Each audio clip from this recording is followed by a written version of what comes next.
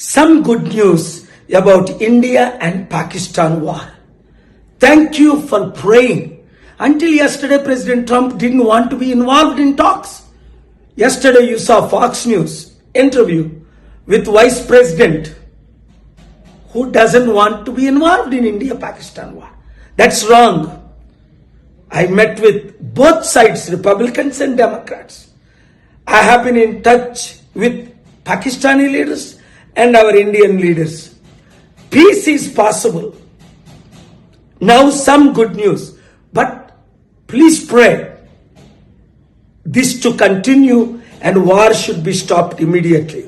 నిన్నటి వరకు president Trump India Pakistan విషయంలో మేము ఉండవని మార్కో రూబియో అనడం మీరు విన్నారు, secretary of state. Vice president Pence చెప్పడం మీరు విన్నారు. కానీ నేను హోప్ విడిచిపెట్టలేదు, పుష్ చేస్తూనే ఉన్నా, ప్రార్థిస్తూనే ఉన్నా, రాత్రి పగలు పనిచేస్తూనే ఉన్నా. ఇప్పుడు అందరూ ఒప్పుకున్నారు యుద్ధం చెయ్యము అని అన్నారు, అంతే. యుద్ధం ఆగిపోయేటట్టు ప్రార్థించండి.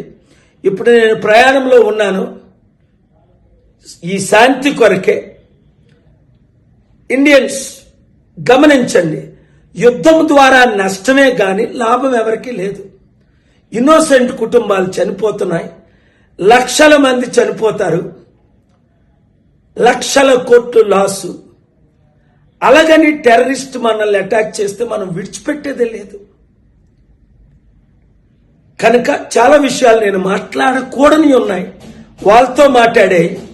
ఈ వీడియో అందరూ శాంతి కోరే వారందరూ శాంతి కొరకు మే 24 శనివారం 6 గంటలకు జిమ్ఖానా గ్రౌండ్స్ లో మీటింగ్, అలాగే ప్రపంచంలో ఉన్న 200 దేశాల్లో చర్చెస్, మార్క్స్, టెంపుల్, మాస్క్స్ అన్నిట్లో మీటింగ్ అవుతున్నాయి.